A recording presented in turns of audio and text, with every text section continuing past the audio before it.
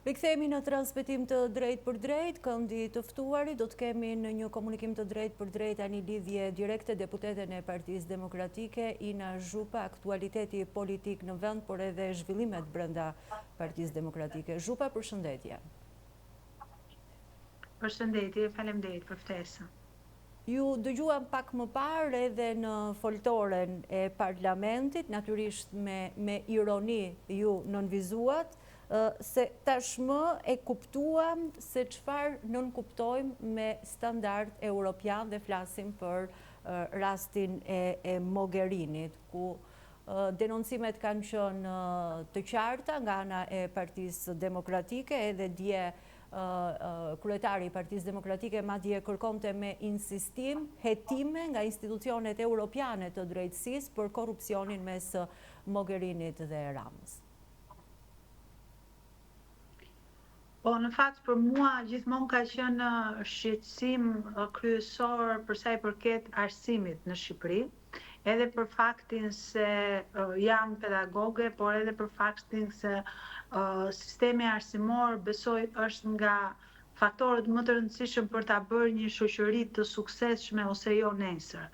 Dhe pikërisht në lidhje me këtë, mua më dhëm shumë kur harxhohen miliona euro nga buxheti i shqiptarëve, 17 milion euro nga Fondi Shqiptar i Zhvillimit, 5 milion euro të tjera për të ndërtuar një kampus të një kolegji europian, që nuk ka më shumë se 25 student, ku Federica Mogherini do të ishte dhe është, në fakt edhe sot që ne flasim, rektore e këtij kolegji, dhe këtu dua të hap një parantezë për të thënë që zonja në fjalë nuk ka as edhe një titull shkencor të justifikojë qenin e saj rektore. Sipas ligjit shqiptar, që ti jesh rektor një institucioni të arsimit të lartë në Shqipëri, minimalisht ti duhet të kesh titull shkencor profesor për të qenë rektor. Zoja nuk kishte as doktoratur, jo më tituj të tjerë shkencor apo botime, apo të ishte njeri i shkencës. Dhe gjitha kjo vjen si rezultati i asaj që në Shqipëri është ndërtuar një rrjet ndërkombëtarësh, të cilët janë nga ata që jo rastësisht kapen edhe nga institucionet e Bashkimit Evropian apo nga institucione amerikane, të cilët zgjedhin që mos ta shikojnë realitetin në Shqipëri, por të mburrin qeverinë, të mburrin reforma, të flasin për standarde europiane, të flasin për Shqipërinë 2030. Ndërsa gjithë ndërkombëtarët e tjerë, të cilët lexojnë raportet e Bashkimit Evropian, të cilët e njohin realitetin shqiptar, flasin për kërkesa, flasin për rekomandime, flasin për punë që duhet bërë për t'u arritur ato. Dhe çdo ndërkombëtar normal e kupton që Shqipëria është larg standardeve europiane dhe është larg të qenë një demokraci. Sot jo më larg se para pak, unë kisha fjalën e parë në kuvend, soha në vëmendje në fakt se si buxheti i arsimit ka ardhur me ulje në krahasim me nivelin e GDP-s. Pra sa harxhohet për arsim nga GDP-ja, nga prodhimi i brendshëm bruto.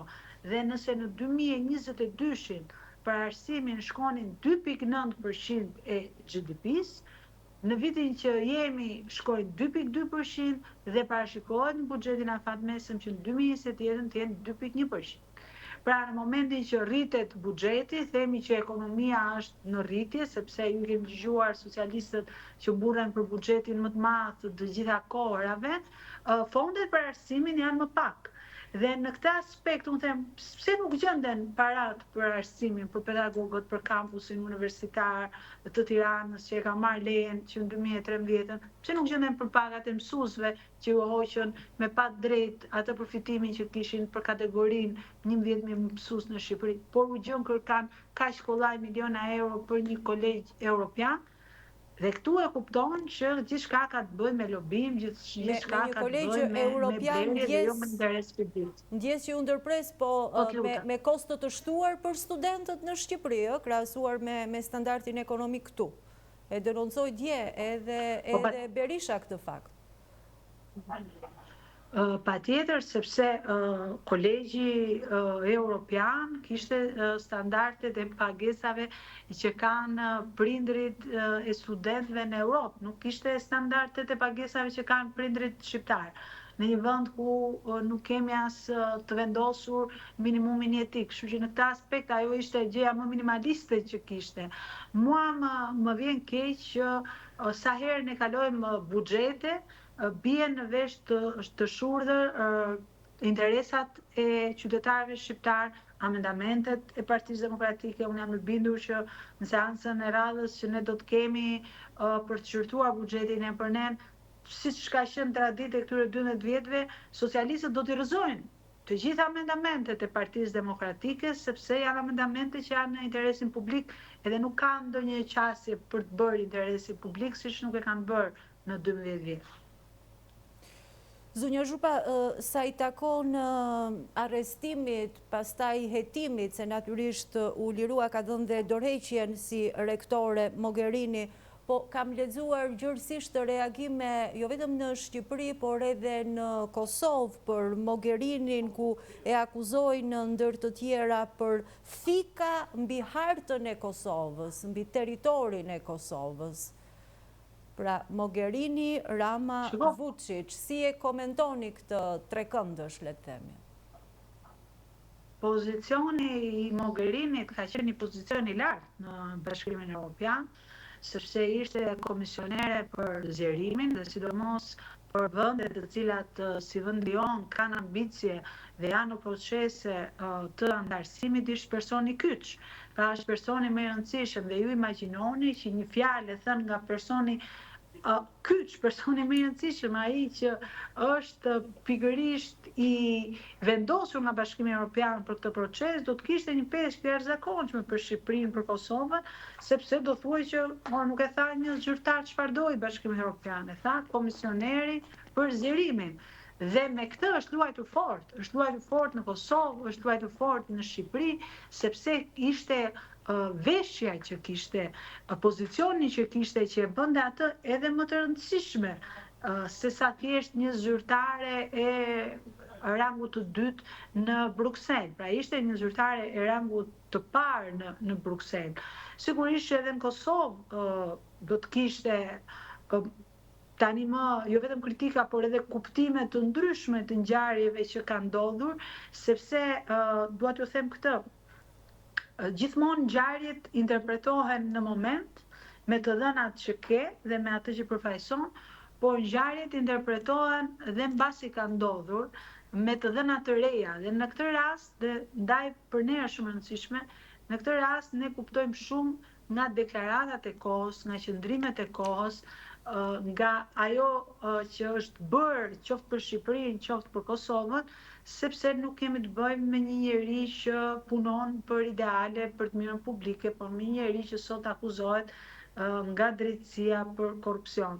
Mua nuk më intereson individi Federica Mogherini, nuk më intereson beteja e saj me drejtësinë. Mua më intereson se çfarë pasojash sjell për shoqërinë tonë deklaratat e saj, qëndrimet e saj, apo tani më ne kishim edhe kolegjin këtu, paraja publike i dhe në drejtim të saj. Për mua ky është interesi publik dhe nuk kam ndonjë interes tjetër që në sallën e kuvendit, por edhe në diskutim e sjell këtë çështje, sepse për mua është shembulli tipik se si funksionojnë lobimi me ndërkombëtarët për dëgjuar fjalë të mira që shqiptarët ju duken si çuditën, ore këta i gënjejnë kaq shumë apo s'kuptojnë fare. Ne ka qenë gjithmonë dilema, gënjejnë, nuk kuptojnë, dhe në këto raste ndonjëherë dilema zgjidhet kollaj. Po, se ka ndodhur shpesh Zhupa dhe këtu normaliteti kthehet në normalitet, për shembull raportet e Departamentit Amerikan të Shtetit që dikur nuk kishin asnjë pikë takimi, qoftë edhe tangent me deklaratat e ambasadorëve, apo qëndrimet që mbaheshin Parlamentin Evropian për reformën në drejtësi, apo Këshilli i Europës kur thoshte se jeni të fundit sa i takon sistemit gjyqësor, apo qoftë edhe raporti i fundit i OSBE Odirit ku zonja Kos interpretoi krejt ndryshe nga ç'ishte shkruar e Zeza në të bardhë. Absolutisht. Unë ndaj jam gjithmonë, gjithkohën, por edhe Partia Demokratike, jemi gjithmonë ndjekës edhe i ndajmë, i bashkëndajmë qëndrimet e raporteve zyrtare. Raporti i Bashkimit Evropian, Progres raporti që bëhet çdo vit, është një skaner shumë i mirë, është një skaner shumë realist, shumë objektiv, i cili i thot të gjitha kritikat. Raporti i OSBE-Odirit është, po them, zhveshja totale që i bëri zgjedhjeve në Shqipëri me fakte, me prova, pavarësisht presioneve që u bë. Raporti i dashit i Departamentit Amerikan të Shtetit për investimet, për krimin, për drogën, janë totalisht realiste dhe totalisht në përputhje me realitetin. Ajo që ndodh në këto raste është fakti që raportet janë të mira, janë cilësore, janë me burime të besueshme, janë të vërteta dhe realisht janë të tilla, sepse i shikon çdo njeri që i referohen realitetin, dhe kur vjen puna pastaj, siç e përmendët dhe ju, dalin disa zyrtarë të mëvetshëm, të cilët i bëjnë hasha, i themi neve në gjuhën popullore, raporteve, sepse zgjedhin më shumë raportet personale se sa raportet institucionale. Në këtë aspekt, unë e vlerësoj shumë edhe deklaratën e ambasadorit të Bashkimit Evropian, i cili tha patjetër që janë kusht zgjedhjet e lira dhe të ndershme edhe për procesin e integrimit. Absolutisht në Shqipëri nuk mund neve të bëjmë që nuk e njohim realitetin, nuk e shikojmë realitetin, dhe realiteti përputhet 100% me atë që thonë raportet ndërkombëtare, dhe në kuvend do të keni një diskutim fakt në lidhje me këtë, sepse është pranuar një mocion me debat, qoftë për raportin e Departamentit Amerikan të Shtetit, qoftë për raportin e Bashkimit Evropian. Ndërkohë nuk është pranuar kërkesa për interpelancë sot, Zhupa. Çfarë ndodh me këtë të drejtë kushtetuese të radhës të mohuar? Konsiderohet sikur të ishte në dëshirën e kryeministrit interpelanca, por në fakt e ka detyrim kushtetues interpelancën? Besoj se ju s'keni në një surprizë, ashtu siç nuk kemi edhe ne në një surprizë, është që nga shtatori që kemi nisur të sesion parlamentar të drejtat kushtetuese të opozitës, kanë ardhur duke u minuar, duke u zbugluar, duke u cënuar, të cilat jo vetëm reflektojnë atë që kërkon rregulloria e kuvendit, por reflektojnë edhe Kushtetutën e Republikës së Shqipërisë, ka mohime të komisioneve hetimore, ka mohime të mocioneve me debat, për shëndetësinë, për shembull që është interes i lartë publik, ka mohime të interpelancave që përmendët ju, ka gjithçka. Këtu kemi arritur deri atje sa kryetari i grupit socialist ka mbyllur seancën sepse po flisni shumë në kohë, pra pse po harxhoni kohë të kuvendit për procedurë, ndërkohë që procedura parlamentare jep të drejtën deputetit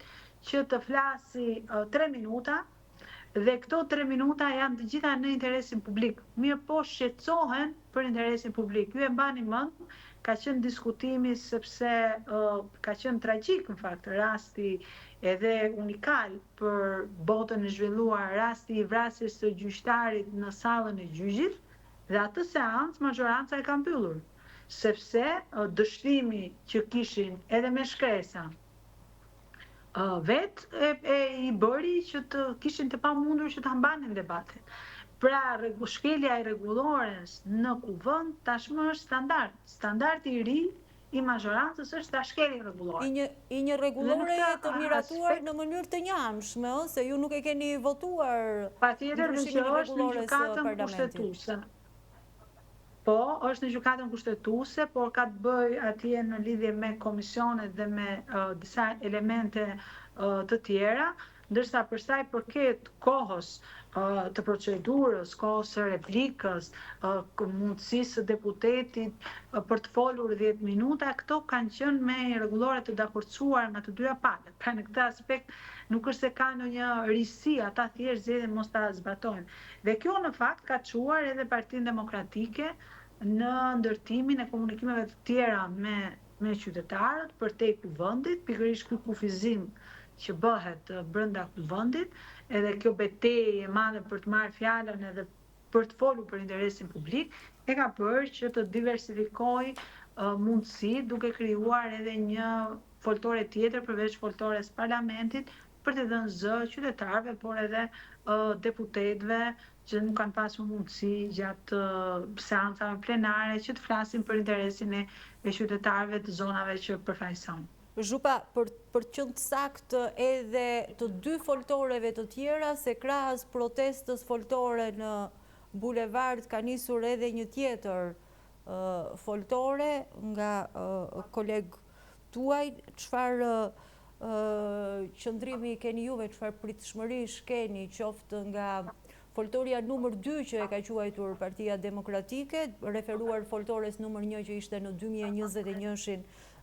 sipas leadershipit të Partisë Demokratike shpëtoi partinë nga regjimi, e dyta do shpëtoi Shqipërinë nga regjimi, ndërkohë kemi dhe një lëvizje tjetër për ndryshim me foltore të tjera.